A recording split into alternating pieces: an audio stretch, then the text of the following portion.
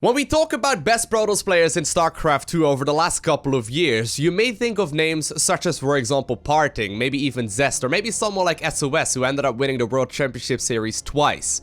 However, recently, we're talking about names such as, for example, Neep, and the two players that I've got for you today in this Protoss versus Protoss. Spawning in the top left corner of Ascension to Ire LE, playing with the red Protoss probes, we have none other than Stats.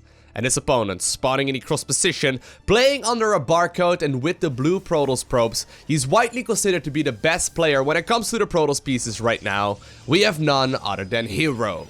So this should be an extremely high level Protoss versus Protoss. Of course, both of these players are qualified as well for the WCS, the BlizzCon Grand Finals in just a couple of weeks. I'm really curious to see how they will be able to do, because both of them are absolutely incredible. But regardless, we have none other than Hero versus Stats for you today. This should be a lot of fun. Of course, this is going to be the Protoss versus Protoss matchup. Definitely a bit of a tricky one. Oftentimes, we do see quite a bit of variety when it comes to strategies, but usually the early game will end up being quite similar, as well as the ultra late game. There's a lot of focus, of course, in the earlier part of the game on all different kinds of cheeses, but these two players right here are extremely good at holding all kinds of different early game aggression, and of course, they will play against each other quite regularly as well, so I wonder what exactly they've got in store for us here today.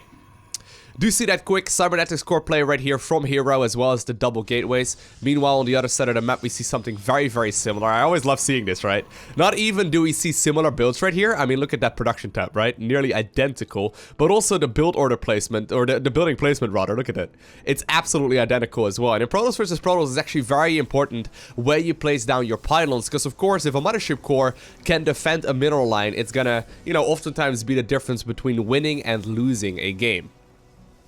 There's a bit of variety, whether or not you want to go Adepts or Stalkers. Indeed, I was going to say, Stats apparently is opting to go for the double Stalker opener right here, whereas we see Hero go for 2 Adepts instead and a faster Mothership core here as well. There's still a good chance he will follow this up with more additional Stalkers as well in just a little bit. Kind of decides, or it kind of depends on what he wants to go for, but Stats, of course, does manage to scout exactly what's going on here with the very first probe, figuring out exactly what it is his opponent is going for. And Hero going for a little bit of a later probe scout here as well. He will shortly indeed be met with a couple of Stalkers, so I guess that is going to be the end for this little probe, although so far, actually, look at that. He's trying to outsmart his opponent right here, trying to figure out if it's going to be Adepts or not, but right now, oh, I love that, look at that. He sent the probe back, realizing that the timing for Adepts was already passed, so he now knows that it must be Stalkers there instead, and he's trying to, get on out of there with his life, although I think that this little probe, or this lonely little probe, indeed will become, a Protoss carcass. Feels bad, man. Anyway, we do see that quick expansion here from both players as well. Double sentry follow-up right now from Stats here as well. Switching not into any kind of tech just yet, but instead opting to go for those higher tier units, like for example sentries, as well as that cybernetics core upgrade. Chrono boosting out the warp gates here in the earlier part of the game. Meanwhile, on the other side of the map, we see Hero making the switch right here into an Oracle. Hero will be able to use that Oracle for all kinds of different harassment, although I highly doubt that he's going to be able to get any real damage done. It's more or less meant to, hopefully, take a little bit of energy out of that Mothership core and maybe pick up a probe or two, but more importantly, he wants to keep this one alive for as long as possible, because the Revelation spell that Oracles have is very important, and he's even queuing up a second one right here as well. Next is just about to finish up. We see the switch right now into a Twilight Council as well, and both players really giving each other mutual respect right here, right? Not really trying to get any value here whatsoever. Look at, by the way, the triangle formation right there on these pylons. Very important here. If you get the 3 pylons in this setup right here, your Mothership core can essentially photon overcharge at the very least one of them to hit whatever it is that's currently harassing your mineral line. Now, we do see the robotics facility coming out here as well. Immediate chrono boost there on that warp prism. So a bit of a build order deviation, but Hero is already here right now with that Oracle. Indeed, triggering the photon overcharge. Stalkers are being warped in here in the natural. And this is really what most of the higher level Oracle harass will look like, right? When you play at the lower league in StarCraft 2, the Oracles will oftentimes be there to deal huge amounts of damage. But right now, really, Hero you know, he really only got that, photon overcharge triggered right there, as well as, of course, the double Stalker warp in, and at the same time, the second Oracle is also not really gonna achieve a whole lot. It's quite hilarious, right? Both players really just giving each other a huge amount of respect, and Hero, he's just simply gonna transition into a very quick third base upon realizing what it is his opponent is going for, right? Because the nice thing that Oracles bring you as well, besides, of course, the fact that they can do a lot of damage, look at them. They're gonna be capable of picking up these sentries very nicely, but they also prevent your opponent from moving across the map, because if he moves across the map, of course, a lot of these units can indeed end up dying, and you know, the Oracles can just simply kill a heck of a lot of workers there. Now, one of the Oracles running awfully low on HP. It does look like Stats is feeling ballsy enough right now to make a bit of a move for it, now that the Oracles are being chased home. War Prism, in the meantime, did make its way back home here as well. There is now a robotics facility chrono boosting out an Immortal as well, so he knows that there is going to be a third base up and, morphing in right now, or warping in right now for the Protoss player in blue. He wants to try and cancel that to the best of his abilities, but Hero is already adding on a ton of gateways right here, and as well as chrono boosting out the Blink upgrade. So I'm assuming Hero is going to have a rather big army here, ready to deal with any kind of potential aggression that the Protoss player in red wants to go for. And so far, it's very much so back and forth. Look at how careful both of them are playing, right? Really not taking any risks here whatsoever. I mean, one of them killed one worker each, and a couple of workers did end up dying right now to these Oracles, but really, neither of them taking critical damage. His Stats right now transitioning towards the third base as well. I love this. Whenever you watch super high-level StarCraft 2, in particular when you are going up against players that give each other a ton of respect, like for example these two right here, you oftentimes see them playing extremely careful, taking minimal risks, trying to not take any unnecessary moments, whatsoever. They don't want to fall behind here in a macro game. So whatever, little advantage they can pick up, the easier this is going to be. And that's the first big kill right there for Hero here. He will be able to not only pick off both of the Adepts, but also the Warp Prism. That shuts down this aggression, but also any kind of future aggression, because right now, of course, the Protoss player in red will have to get another Warp Prism out if he wants to do so. But of course, that means that he's going to have to halt the Immortal production here for just a little while. And oftentimes, we see players transition towards that Archon Immortal style that is so very, very powerful. And so far, really, like, both players are really not taking any risks whatsoever, just playing it very safe and sound. I wonder how this is going to turn out if we, go a couple minutes from here, because I mean, supply-wise, they're essentially even. Worker-wise, there's a minor advantage right here for the player in blue. Hero is slightly ahead there, but really, it's nothing detrimental just yet. Upgrade-wise, look at that. Both of them pretty much identical right here as well. Both of them just about to finish up their +1 ground weapon upgrades. Both of them going for the charge, and while they all are getting to the mid-game in a bit of a different fashion, right? As far as the production tab goes, it is once again starting to become very, very similar. I mean, Hero, of course, opting to go for those Oracles, where we saw, Stats going for a bit more of a gateway-focused army. But all things considered, it's very, very similar here for both of the players in this match. And I really wonder what they're planning to go for right now. Because oftentimes you can get into this awkward scenario, right? Where the defender's advantage is just so very big that moving out across the map is just not going to happen until far later. I mean, look at that. Hero, he knows very well right now that if he tries to move across the map, he will probably get countered. So he's trying to instead just simply go for a fourth base and hopefully trigger his opponent to move across the map here instead. There we do see that morphin right there of the Archon just in the nick of time before the High Templar ended up dying. So far so good though. Stats just simply using a single photon overcharge, and it does look like these Stalkers once again get deflected. One Stalker, however, made its way towards that fourth base, and actually Hero so far is doing a good job at being ahead economically speaking, right? He's just simply getting a ton more gas income here in just a little bit, and gas is definitely a very important upgrade. Now Blink is of course available here. That does mean that these Stalkers will be able to get on out of there, but right now getting additional gas income is very important. Usually it's the player with more gas that will end up obtaining the victory, just because gas units for Protoss are so very powerful. Fourth base going down here nonetheless for Stats at this point in the game, and really at this point in the game, right, we've seen some units die here. I mean, it's 9 units for the player in blue that were killed, or he ended up killing 9 units right there in total, as well as 6 for the player in red, but really neither player taking any unnecessary risk, just simply building up a massive force. And I wouldn't be surprised if very shortly we're going to be seeing a potential Stargate switch once again as well. I mean, we all know the strength of the late game, Archon carrier, pushes. I mean, there are extremely hard to stop, and if both players can make a similar kind of, army composition based around the Archon as well as the carrier, it can get a little bit funny here pretty quickly. Stats morphing more and more Archons in right now as well, just simply building up that Archon Immortal Ball with, of course, the Stalkers and the Zealots to support as well. He is currently making a bit of a move across the map, however. This is going to be rather interesting to see if he's going to be able to do any damage whatsoever. These Stalkers, once again, do get caught off guard, but at the same time, the majority of the army right now from Hero is trying to intercept the one in the middle here. Both players very similar when it comes to the army supply. 93 supply here for Stats versus 93 as well for Hero. So very, very similar right there indeed. One of the Stalkers is running very, very low on HP. He will indeed end up falling, but here we go. First big skirmish of this match. Both players trying to get as much value out of these Archons and Immortals as they possibly can. Warping in Zealots here as well, and it does look like Stats just simply has a bigger army with these reinforcements coming in as well. Same, however, can be said right now for Hero, warping in a huge amount of stuff that was indeed walking across the map. Once again, warping in at that Warp Prism, forcing the, of course, the Time Warp right there as well from that Mothership Core. It does look like Hero will be able to deflect this army, and once again, both of these players are trading extremely evenly. This is almost silly. I mean, 148 supply, 76 army supply, 72 workers. Look at that. Both players really just being identical. Now, we do see that Fleet Beacon switch right here from Stats. So he's going to try and get these super high tier item or units out here in just a little bit. But you can see both of these players are so very close in skill level. I mean, the only one that can really get close right now to Hero and Stats is going to be Neeb. I think that Neeb has got the best chance out of the non-Koreans at BlizzCon to, you know, potentially, you know, do extremely well. But look at this. Both players also going for freaking Warp Prisms near at the same moment in this game, and really they are playing this so very similarly. Now, Splice Stats is currently moving across the map with 2 Warp Prisms, right? Slight little deviation right there. 5th base in the meantime did just finish up as well, but Zealots are right now going after that Forge. The Forge upgrade is extremely crucial, and he does end up killing that. That's a very big kill.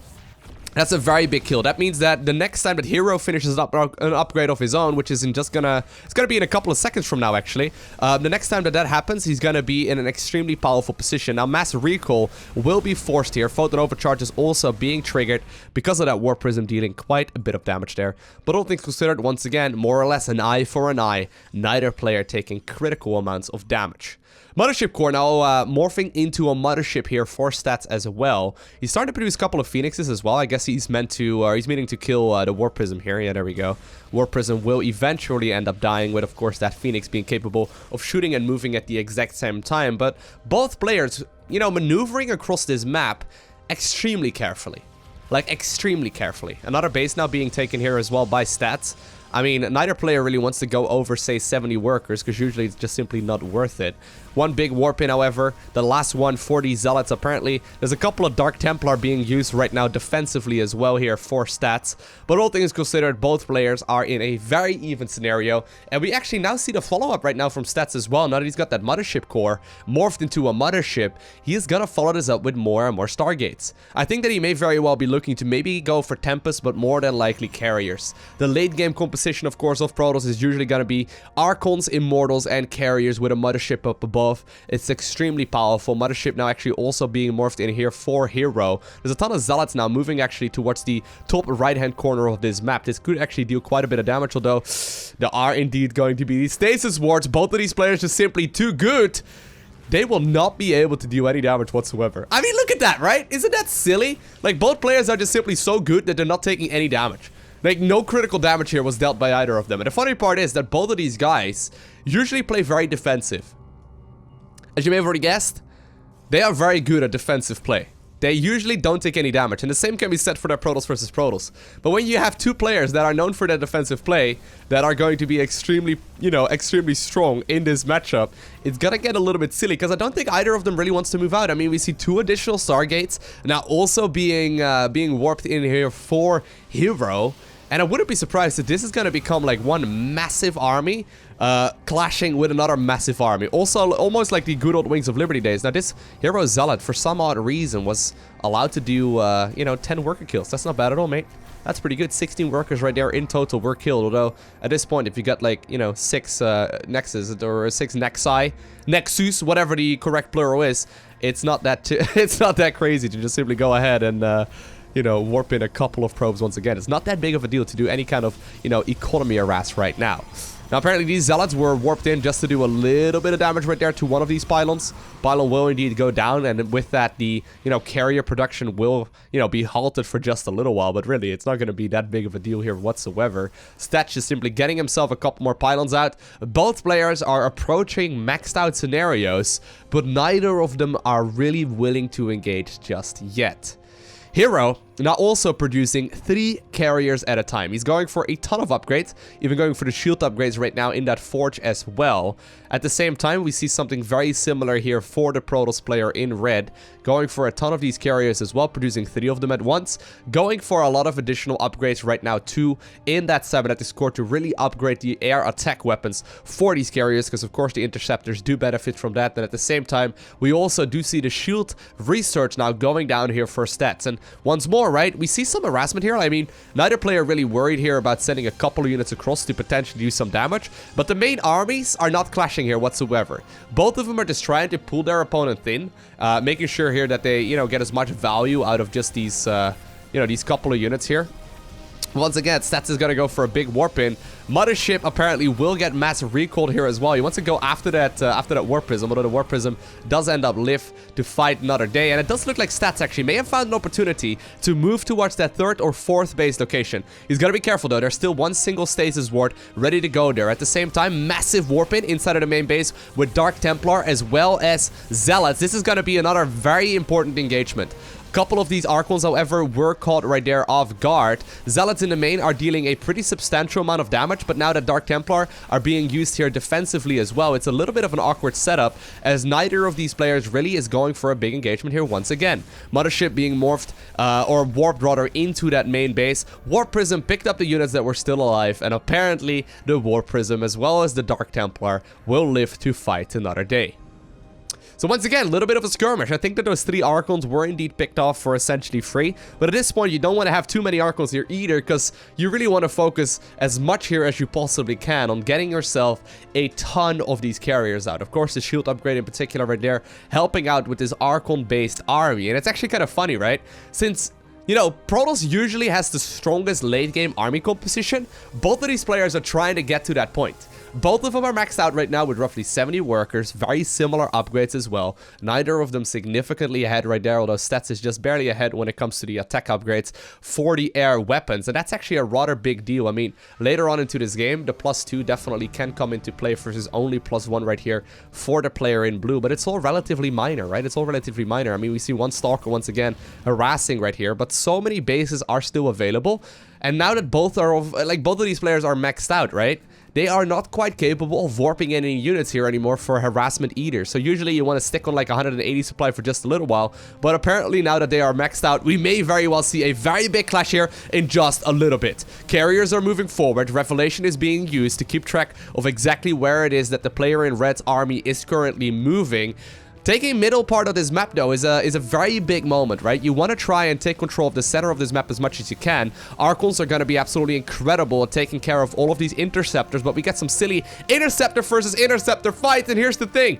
Both of them have got so much supply wiggle room here, or, they've got so much energy right here on that mothership to just simply warp back and forth, right? If an engagement is not going your way, doesn't matter, just simply mass recall towards the Nexus. You're gonna be just fine. And while this does open up the opportunity to maybe make a bit of a move here, Hero actually currently on purpose not quite maxing out. I mean, look at that. He's at 192 supply, but he's capable of warping in a ton of Zealots here from these Warp Prisms. He is currently moving into one base, and he's actually gonna be capable of finishing this off here in just a matter of seconds. And the nice thing is that you can overextend with a mothership in your army composition, because whatever happens here, he can always go ahead and teleport away, because the mothership will not end up dying nearly as quickly. And there we do see the mass recall going down. 15 probes there ended up dying. Very nicely done there by Hero. But at the same time, since Stats has got such a big bank already, the more supply he can dedicate to army, the bigger his army can become as well, right? Because if you only have, 54 workers versus 70, that means that you're going to have about 16 supply extra for your army composition once it is maxed out. And it's these little tiny, advancements and these little tiny advantages that you can indeed squeeze out to become a victory here lately. Although I've not seen quite this passive of a super late game Protoss versus Protoss before. This is getting a little bit awkward right now, right? I mean, you can see that both of these players just really don't want to engage. Do you think we actually would end up with like some sort of base trade scenario once both of these motherships indeed will, you know, fly by each other? I mean, both of them are just simply using revelations here to keep track of exactly what's up. We see actually Stats currently trying to cut off his opponent, but since these armies are so slow, it's almost a little bit silly. And once again, motherships are essentially maxed out in energy. At the very least, the one in red is, and the one in blue is just about to max out. There we go. One more energy, and he's going to be maxed out in energy there too. That means that they have recalls for days. They're going to be able to transport their units across the map very, very rapidly. And we now even see this base right here taken by Hero. He's taken his entire side of the map, sending once again a handful of Zealots here across, as well as a bunch of Dark Templar to potentially deal some damage. But at the same time, defensive Dark Templar are going to be just fine here at dealing damage. And while one pylon gets killed, I mean, this is getting so silly right now, right? One pylon gets killed, another pylon finishes up, and that means that both of these players are going to have to take a big engagement here at some point. I think we're setting up for one major clash, and that's it. This is very uncommon nowadays in Legacy of the Void. This used to be extremely common during the Wings of Liberty era, right? Where players would just build up a massive army and then eventually move across the map to try and obtain the victory. But you can see here that Hero does have a nice little lead when it comes to the gas count. However, Stats has got a ton more resources, and I would say a more balanced income right now as well. It's a little bit silly, but we are indeed going to see one big clash here at some point, because, you know, there is going to be a moment where both of these players do want to fight. But with this many cannons here, are you really going to try and take the engagement right here of your Stats? I highly doubt it. I don't think you can really afford doing that, right? Because you know your opponent is going to be maxed out at this point too. And if you're going to be fighting on, like, say, 10 cannons, obviously that's going to do a ton of damage here as well. Zealot's still trying to get a little bit of wiggle room here. This base, once again, is retaken by Stats. He's got an awful lot of income still happening, though. But I think that shortly, we will have to see both of these players move across, because all of the bases are starting to run very, very low. Couple of Immortals apparently dealing some damage here as well. War Prism will be able to get on out of there, it looks like, but no. The carriers could just barely connect. And apparently, Stats is going to lose the War Prism there, as well as... Oh, this is a big deal. If Hero does not realize this in time, this is a very big deal. At the exact same time, though, we see the, you know, the Archon carrier ball here of the player in red moving towards that Nexus. These Archons are actually stuck inside of the main base right now. That's a very big deal. Obviously, both of these players are moving across the map here at all kinds of different moments. Okay, he has realized it. I was going to say, if they clash right now with 4 Archons missing, that's a very big deal. But they're just simply going to kill the Nexus because it's the most useless building right now in the main base. Although that seems a little bit odd to say, it is indeed going to be the most useless building at this point in the main base. Once again, though, Dark Templar being defended right now with Dark Templar as well, trying to get the most out of this scenario is Hero, trying to warp in a lot of these higher tier units, but once again, at the same time, they really do trade an eye for an eye. This is going to be maxed out Skytools versus maxed out Skytools engaging in one big clash. And while we do see War Prisms flying everywhere and silly Zealot Warpins trying to slow down the opponent, this is starting to become a little bit ridiculous, as neither player is really willing to take an engagement. Like I was saying earlier, I wouldn't be surprised if this is going to end up being some sort of big base trade kind of scenario, because I don't think either of them wants to engage, right? Like, if you're going to engage on top of a whole lot of, if you're going to engage on top of a whole lot of cannons, you're essentially wasting potential aggression right now. And it does look like actually Stats is currently making a bit of a move. You got to keep in mind, though, that both of these players do have mass recall available to them. So, of course, whenever, it is going to be a scenario where they don't quite feel comfortable anymore, they can just simply fly the mothership as well as all of the other units straight back towards the main base or the, the Nexus that is under threat. And while there are some Dark Templar here, once again, on the right-hand side, these bases are all mined out. These bases aren't even important anymore at this point in the game. It's going to be all about the maxed out armies here fighting against the other maxed out armies here as well. Now, I got to hand it to Stats here. I think he's got a slight lead. Reason for that is that he's been capable of containing his opponent off of this one base here for a little while. Plus, he's been doing a great job harassing here for a very long amount of time. Plus, on top of that, he's got some very solid upgrades here as well. Although, shortly, the longer that this goes, of course, Hero will be able to catch up when it comes to these upgrades as well. Both players, of course, going for that...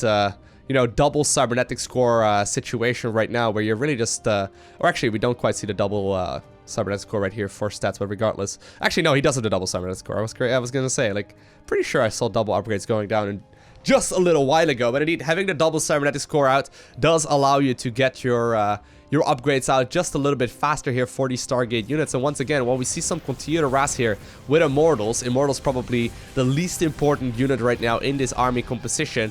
It's eating up a little bit too much supply.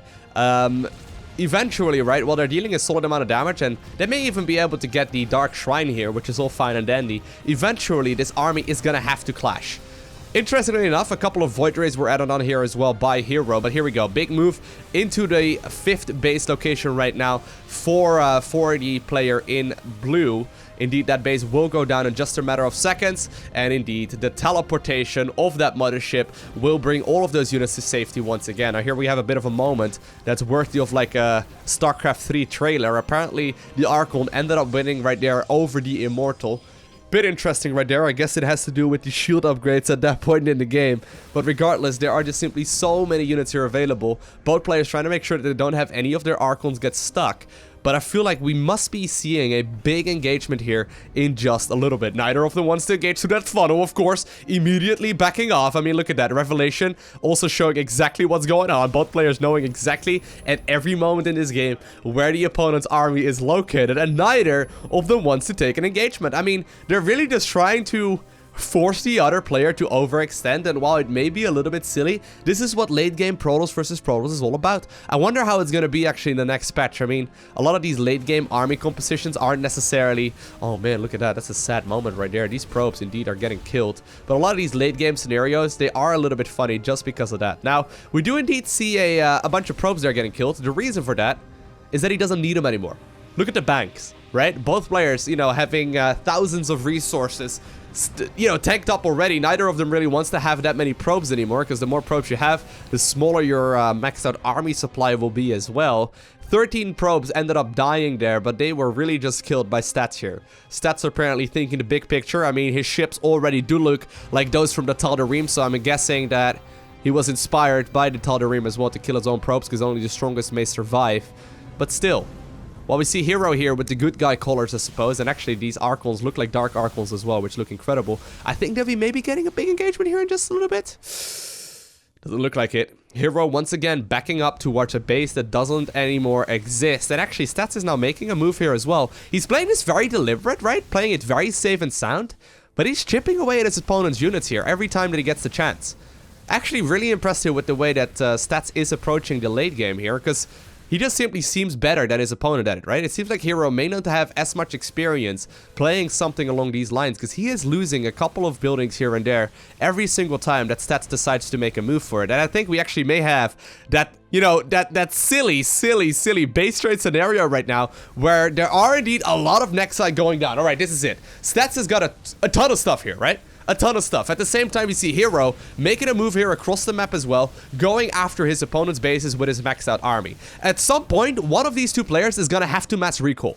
At some point, they're going to have to mass recall to one of their Nexi because they don't want to lose it. Right now, Stats is actually moving into his opponent's natural, and there we do see indeed the stasis ward going down, mass recall being forced after one of the bases got cleaned up, and I think that this must be the engagement we were waiting for a little while. Archons trying to get underneath all of these interceptors. Of course, they deal a huge amount of splash damage right now. Archons fighting Archons as well, but I can't help but wonder whether or not it isn't just simply too much Protoss right here from Stats. He's only got 39 workers here remaining versus 21 from his opponent, but it is true that the player in blue, Hero, is no longer maxed out. Once again, though, it does look like Hero once again wants to take an engagement. Archons trying to get underneath this army as much as they possibly can, picking up so many of those interceptors.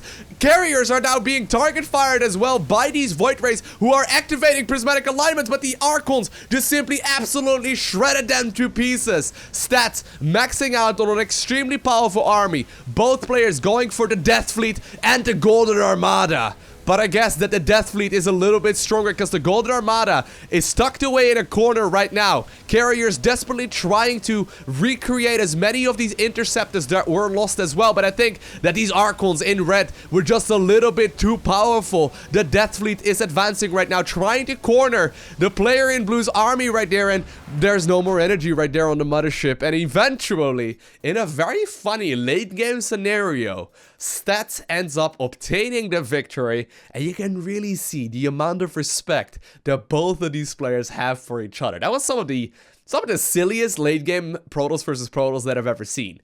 I mean, really, until like 27.5 minutes or so into the game, neither player was really making a move for anything, right? We saw some, you know, small run-bys here and there.